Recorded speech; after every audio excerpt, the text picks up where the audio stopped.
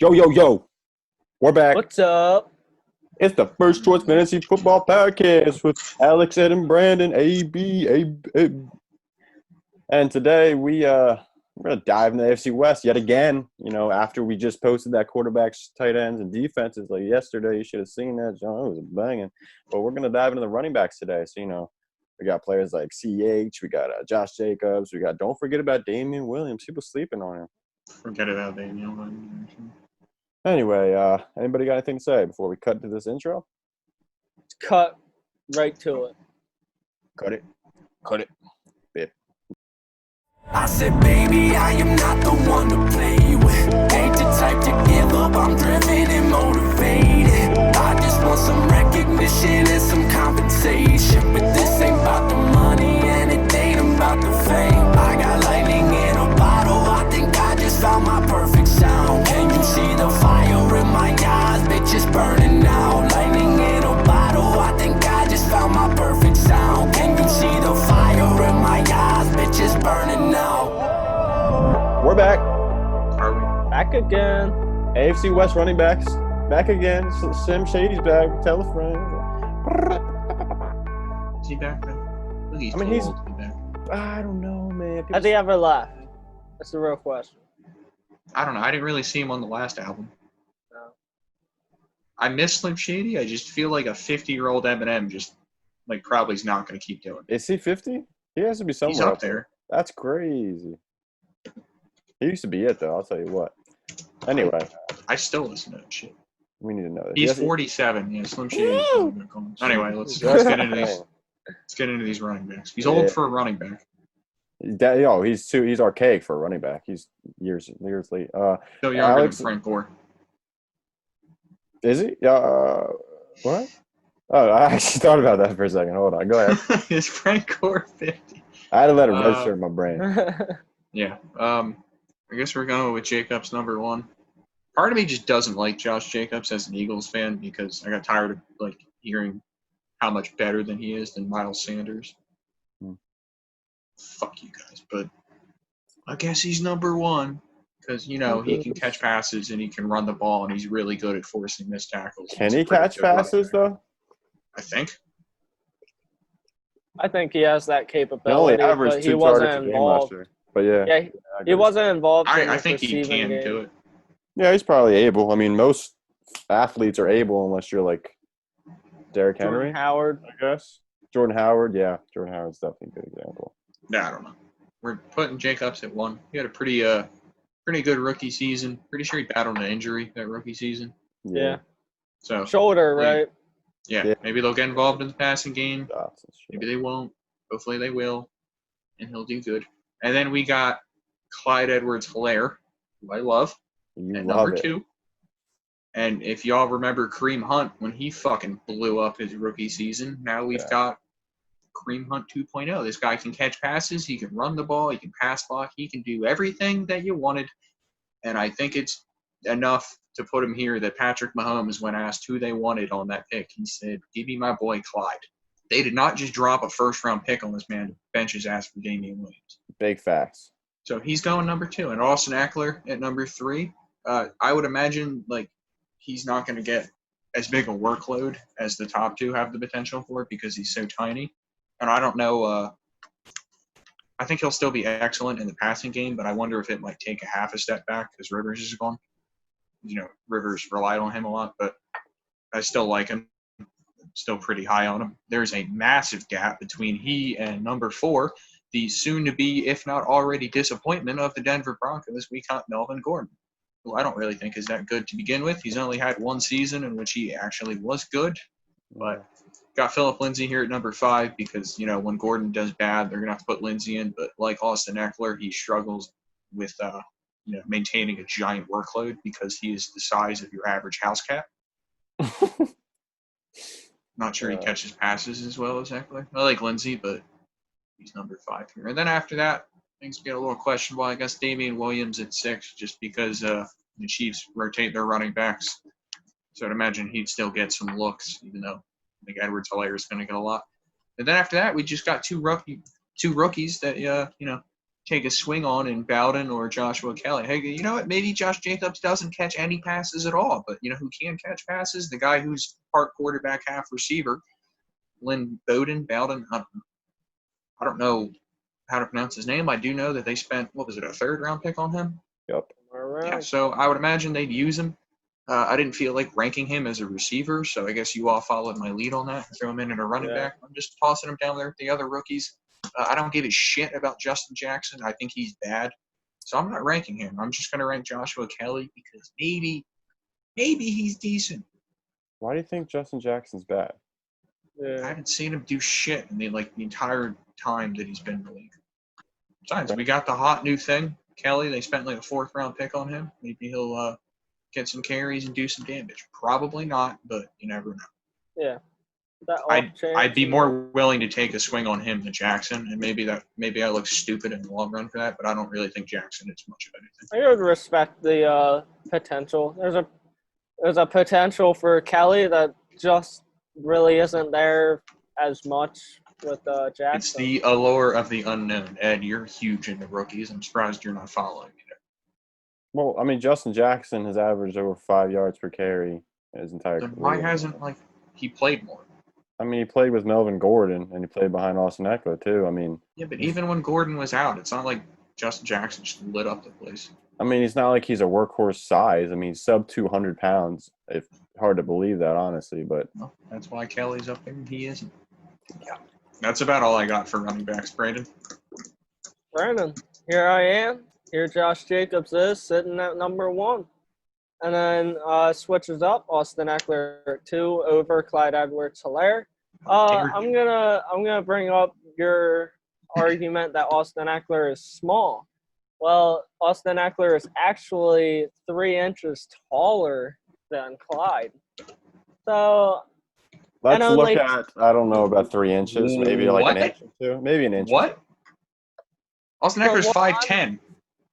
Well, Clyde And- Edwards-Helaire is 5'7", yeah. that's Is he what I'm getting. 5'7"? Is he really Yeah. 5'? I thought he was 5'9". And Yeah. he's also only 10 pounds heavier than Eckler. So, I mean, take it as you will. I'm not saying the Well, that's bad. size is. That's I- bad. I That's bad for. He has 33rd Eckler. percentile BMI. That's not good. That's. compared I to thought Edwards. Clyde was 5'9", not 5'10". So yeah, you're right. But still, like Edwards is bulky. Like that's why I'm not too worried about his workload because he's short, but he's not thin. Eckler looks like you could just break him in half if you swung at him really hard. Whereas Edwards-Helaire looks like if I swung at him really hard, my arm would snap in half, and I guess that would also happen if I swung at Austin Eckler. But you get my point. Edwards-Helaire is literally the same exact size, same exact weight, same exact everything as Maurice Jones-Drew. He's like a Right, bowling that's ball respectable. that I guess is also that's super respectable. fast, like Super Maurice agile. Jones-Drew. Exactly. Very agile. Like, I mean, if you watch any LSU, like there were times where he carried that offense with just his inability to be tackled. Yeah. Well, Just ran through I'm people. going with the known with Austin Eckler. I like. a Although respectable he's taking a step back in pass catching. I get that, but I also recognize that Eckler is one of the biggest playmakers on that team. I really think he's valued team-wise. He's valued more than Mike Williams. I really think. So I really think Eckler at 2 isn't a crazy thing. I think it I mean, might he be was- bold in some people's opinions, but we've seen Eckler do it. We've seen him put up running back 1 numbers when Melvin Gordon wasn't there, and I could see him doing it again. half-point PPR, he was 6th in the league in points per game. So All right, so I'm not saying this is a bad opinion. Yeah. It's a very justifiable one. yeah. So Eckler is proven. He's got the ability, and I haven't seen it from Clyde, and that's the only downfall, and that's why Clyde is Because you falling haven't down watched to any 3. LSU games. And that's also another thing. I'm not fully into college and whatnot, so some of my knowledge on these players might be varied. Here's a I good think- question. I got a good Yeah. question, okay? So, say Damian Williams didn't get hurt last year and performed like an RB12, okay? Say you finished like RB12, something like that, okay? Would you have any, like, real thought process behind ranking Eckler above him? Because I wouldn't. I would just put Eckler above him just because of that. But I think, like Alex said, with the unknown with Clyde, I mean, obviously, me and Alex know like how Clyde plays and whatnot, and we believe that he's talented, exactly. But and I guess that has a little bit of influence on why Brandon doesn't have Clyde up there because he doesn't really know much about Clyde. That's Yeah. Can we at least agree these top three are very close, can all be RB1s, and after I agree with that, things for go sure. downhill quickly. Yeah. yeah. I mean, Melvin Gordon's not a huge downhill, but it's a big gap between 3 and 4 compared to I 1, 2, and 3. I would say Melvin Gordon is like an RB1, RB20. I don't think. Yeah, no, he's not going to be RB. That's fair. Like, That's a really good division when it comes to running backs. I could see him not being an RB2, honestly, but I'm lower on him than you guys are. I just think one of the running backs in the Broncos' backfield is going to finish as an RB2. And I have a feeling it's going to be Melvin Gordon just because he has the receiving repertoire or whatever the hell the word is. But, like, we know that Philip Lindsay wasn't really used as a receiving back. Yeah. If they don't give him the goal line touches that he got in San Diego, things might struggle, but understandable. What were you saying, Brandon? I also, when considering this division and specifically Chiefs running backs, although you've got Kareem Hunt and the history of him being pretty dominant as a running back one, I also see last year in the negative regression that some of these guys had. Like Damian Williams came out, didn't do anything special with the running back looks, and then he got He's hurt. also not Clyde Edwards-Helaire. That's the difference in talent here. They were trotting out LaShawn McCoy for. Plus, they forced a split. Yeah, there was a 3 running back split practically. Mainly Darrell Williams. Like 3, yeah. Who the hell is Darrell Williams? Pretty sure Spencer Ware played a game there too. Yeah, he did. Didn't he get hurt again? Probably. I forget. I thought he came back and he was like, "Oh, redemption! I'm gonna prove these fans that I'm good and I'm a good guy. I can carry the workload." Didn't falls off the face of the planet. Pretty much. Essentially.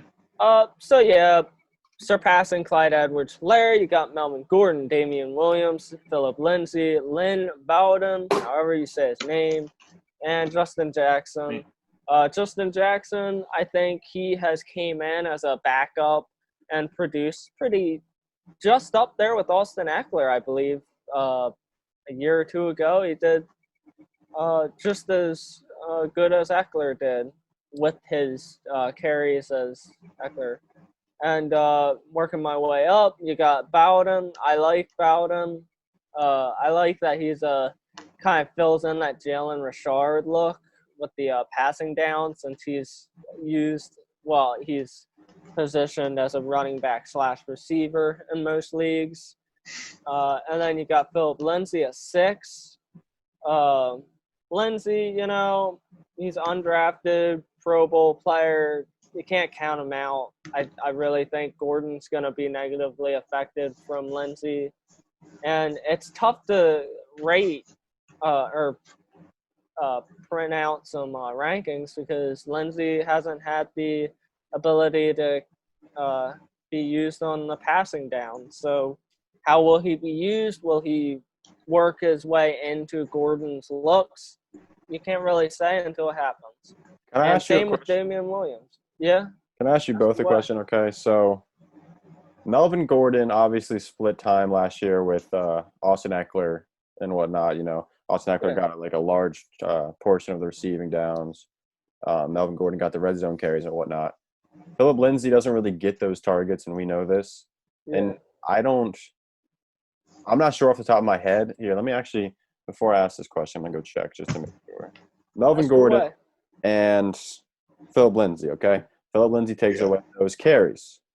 He also had 57% of the Broncos' carries inside the 5-yard line. That was more even if you go back to inside the 10-yard line. There was nearly a split between him and Royce Freeman, same with inside the 20. But clearly, Philip Lindsay is going to take away those red zone carries from Melvin Gordon. He's not going to. Are we sure they're not just? Are we sure they're not just going to give those to Gordon? Now, question. I mean, it's possible, but it's still going to be a split. It's not going to be completely Gordon all the time. Yeah, I know. Question to your question. Well, I didn't ask my question yet, but go ahead. I don't think Ed actually. Okay, no question. Well, say Lindsay continues to get red zone looks. Does this mean Melvin Gordon becomes the receiving back? in Denver. See, this is what I was going to say. Rather that than was- because he lacked red zone ability last year. Melvin Gordon did, so why not keep Philip? They gave him a Lindsay shitload content? of like goal line carries. That's the And reason how why he was so productive good last was year. he? Because he just He kept was scoring productive. 1-yard touchdowns. Yeah, That's he was why productive because he got those touchdowns. That's why he was fantasy relevant, honestly. He Like- just kept Yeah. scoring like 2-yard touchdowns every fucking week. And if he gets the large majority of the targets in that backfield, plus that he does get like 60%, maybe 50% of those red zone carries, I don't see why he won't be an RB2. If you think about it that way. I feel like it could be this weird like inverse of what it was in San Diego, where the little guy and Philip Lindsay gets a lot of the running looks and like Gordon gets the passing share, which I think can help bump him up, and which is why I have him at number 4. I'm not a big fan of Gordon as a running back, but if he gets those receiving looks, that helps his fantasy outlook, obviously. Yeah. As far as for Melvin Gordon, as far as fantasy impact, like the important touches that he's going to get, I think you're a lot more important than Phil Lindsay. Like I can see Melvin Gordon getting a large majority, like I said, of the red zone touches. So that increases touchdown potential because we've obviously seen like his efficiency wise, like yards per carry on a yards per carry basis, it's been like below 4 every single season besides one season. So obviously he's not amazing, like in the middle of the field, like a 50-yard line, you get a carry, 4 yards, cool. But like if you're at the Catch red passes zone, and score touchdowns, then that's a Exactly. good fantasy outlook. exactly, that's all I had to say, really. I just have a difficult time believing they're going to completely write Philip Lindsay out of the. That's not what I'm saying. The I'm just game saying plan. he's going to get – Melvin Gordon's going to get the fantasy relevant touches. That's what I assume. I hope. That's what I hope for. I say my thinking was that they might run with Lindsay a lot, like as a runner on like first and second down, and then like maybe they split like red zone touches between him and Gordon. But if Gordon's getting passing work, that gives him a solid floor. That's what I'm saying. That's what I'm saying. Yeah, okay. Never mind. Ed, you want to get in your list, I guess? Yeah, hop into your list, Ed. All right. That we've already like well, talked about half of. Yeah. Talked about Josh Jacobs and whatnot. Obviously, Mike Mayock wants him to get some receiving work. He got 21 touches per game last year, which is pretty decent, pretty good. They brought in Lynn Bowden. Obviously, he's going to take some touches away from him, both carries and targets. I'll get into Lynn Bowden later, though. But I could also see Josh Jacobs dropping from either one. Like the top 3 to me are pretty interchangeable. I can see Austin. I agree with that. I can see Same Josh here. Jacobs finishing at 3. Like I don't. Putting Josh Jacobs at 1 felt like a cop out to me. Yeah, it felt like it was kind of had to. I mean, honestly, I it's like didn't it's know. the easy way to I'm go. 'Cause conflicted. Yeah. I'm not trying to put Austin Eckler at 1 and then Josh Jacobs at 3 and be like, try to explain that. Like you can't really explain it. It's just gonna happen. Like it just I don't know. There's so many Easy way to results go. that could happen right here. But with Josh Jacobs, he had the number 5 run blocking unit last year also, which obviously affects him majorly. And then we have CEH at 2. If he gets those opportunities, like we've seen Damian Williams get those opportunities in the playoffs, and you've just seen him absolutely tear it apart. Clyde Edwards-Helaire is 10 times better, not 10 times better, but he's better than Damian Williams. If he gets those opportunities, he's going to perform. That's all I got to say about Clyde. Then let's hop into Austin Eckler. He was crazily efficient last year. Crazy efficient? I don't know. But he was super efficient last year. I don't know if he's going to keep that up. I'm not saying he won't be able to, but there's a slim chance he doesn't. And, yeah. So that's why I have him at 3 ultimately. Then Melvin Gordon at 4. Just talked about him practically everything I had to say about him. Damian Williams at 5. Irrelevant. Phil Lindsay at 6. Just talked about him. Justin Jackson at 7. Talked about earlier how he's averaging 5 yards per carry in his entire career. Obviously, it's only been, I think it was like 80 carries, 70 carries, something like that. But, I mean, 5 yards per carry, it's pretty efficient every single time you get the ball. Then Lynn Bowden, okay. So this man led the SEC in rushing yards last year. Did either of you guys know that? Believe it. He was a fun story that he played quarterback or he played receiver for a while, and then they're like, hey, what if you just played wildcat quarterback? Yeah. It's pretty insane. He Proceeds to lead the SEC in rushing.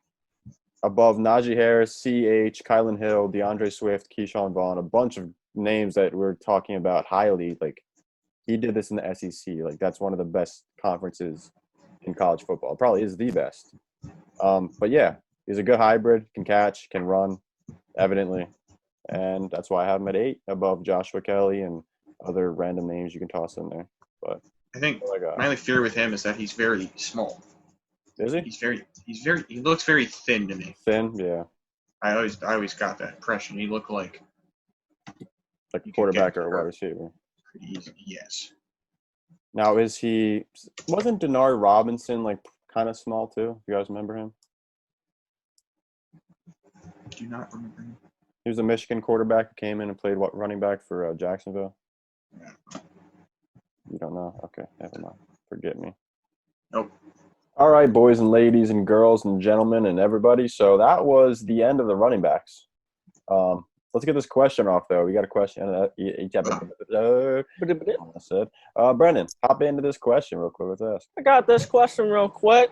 Typed down on my phone from myself. You've got one try to score on a 1v1 40-yard run against an NFL defensive player. What position would you pick to go against? Any defensive player, defensive end, defensive line, DB, whatever. So, linebacker. I feel like we're all going to answer the same one, but go ahead. The answer is obviously defensive tackle. You're not making it anyway. So you'd rather be smashed? Yeah, I'd rather not be smashed. I'd rather get a cornerback like Samuel. And just all right, so are you just accepting that you're not going to make it regardless? So you'd rather get tackled by a smaller guy than a larger guy? Yeah. That's kind of the way I'm taking it. I'm too competitive. Listen. You're going to try to outrun You're taking us serious. Oh, yeah, I'm absolutely going to. It might result in both my legs getting broken. However, I'm too competitive to pass up that opportunity. The thing, I'm not taking a linebacker, because the linebacker would kill you, no doubt. Yeah, linebackers off. Linebackers the worst option. Some safeties as well. Oh, yeah, because they're all faster. They're all way faster than you, and they're going to break your ass in half when they get there. Cornerback isn't really that smart, because a lot of cornerbacks can't tackle. However, they can tackle you. Yeah. Pretty easily. True. I don't know who a bad tackling corner is in the NFL, but I'm pretty sure he'd fuck me up if he wanted to. Asante Samuel. I mean, he's not in the NFL now, but yeah. The hate for Asante Samuel. I gotta go with hate. I'll just gotta be real. I gotta go with a defensive tackle, run around for a while, and hope that he trips or something. In reality, probably just get crushed like a small child. Yeah, he'll trip onto you, breaking every bone in your body. Whatever. Then I'll sue him. You signed a contract beforehand. Did I not mention that in the question? I guess not. There's no winning this. All right, Brandon, what did you say? You said defensive tackle? No, I think I'd go cornerback. Just so you get it over with quickly? Yeah, because defensive, I feel confident I could put up a fight, but defensive linemen of any kind, defensive end, tackle, whatever, they're fast. Yeah. Their fast is my fast. So I'm not gonna tempt their fast is my fast. Yeah, I'm not gonna tempt them. I agree. But their size is times 12 greater. of me. Yeah. So I understand that thought process. You said it. Is it for money, or is what happens if I make it? This is kind of just like. If it's just for fun, then I might just take the corner. If it's for fun, I might just take the knee. Well, it's not for fun because then you have that out. So either it's for your life, for $1 million. Your life. Well, if it's for either of those, I got to take the defensive tackle. I got to go with the slowest guy on the field, even if I'm the slowest guy on the field. If I had my choice, I'd run against me. Well, it's an NFL. Yeah, exactly. I am not one of those. Ed, did you say cornerback too? Yeah. All right. So we're done with this question, is what you're saying. I have faith in my strength against a cornerback compared to my speed and my strength against defensive tackle. not working for me. But yeah. I'd like to see any of us try to stiff arm an NFL quarterback. Our arm would probably just snap my arm in half and beat me with it until I'm on the ground. Yeah, that would happen. Like you'd be on the ground after. Rip it off of you and break your knees with your own arm. Now, question, who do you think, for the 40 yards, what's the farthest you think you'd get, and what position? Well, if they're starting directly Okay. on top of me, that's not Nowhere. I would say like 5 to 10 yards. I get 2 yards. I just run straight up the middle and just. You know what I'm saying? Yeah, you're Get gonna the get the ball. most yards by just running at them. If you run sideways, they're gonna They're- beat you there. If they run at you and they like slide for your legs, you might be able to hurdle them and just run. But I don't think Hurdle they're not cornerback. them. Cornerback wise, they might actually Okay. jump for your legs because if like you're just coming directly at them, No. Yeah, but like they're not no, going to be listen, like. I could see why an NFL cornerback would tackle Saquon or try to because it's Because the only he's chance a they have of getting monster. him down. However, me and you are Yeah. not. So that cornerback is just going to deck us and be done with it. He's probably going to be offended that he even has to be on this field right now. He's like, why am I doing this sponsorship? Well, you never said who the player was, so it could be like a practice squad cornerback that is very. Well, then he's going to fuck you up just for the sake of doing it. Yeah. You He picked has me. nothing to lose. Oh, He has buddy. nothing to lose. It's not like J.J. Watt out there like trying to keep fans And like, what hey, did you Watt, have I'll to take it lose? easy J.J. on Watt you. might actually let you score just to be he a might good just person. be like, just kind of like, oh, you know those videos you see where they He would let make it someone- like a parent watching, like letting their child score on them. He'd be like, "Oh, you got me." Oh, Yeah, you he'd pretend to get stiff armed to the ground. But in In reality, reality, if he would wanted just to, he would cripple pick you up immediately. and throw you out of the stadium. But if you choose a practice squad type of player, he's gonna be like, I want to be on a highlight reel. Get this on camera. I'm gonna kill this. I'm going to bludgeon a person Yeah. that just doesn't play sports. Yeah, let's do that. I'm Right? gonna murder. Well, the viewers 20 don't girls. know that. You just see a very If you see scrawny guy, Yeah, what? a If you squatty. see any three of us, we're not a player. If we are, we're a kicker or a punter at best. You'd look like the guy in like the uniform that like just kind of was still hanging out from the high school practice. Yeah, How'd he get that's out here? us. That's us. Yeah. All right, boys Bye. and girls, and ladies and gentlemen, we're out of here. Bye. Wide receivers are our next episode. Do the receivers. Tune in for those, okay? So, deuces. Later.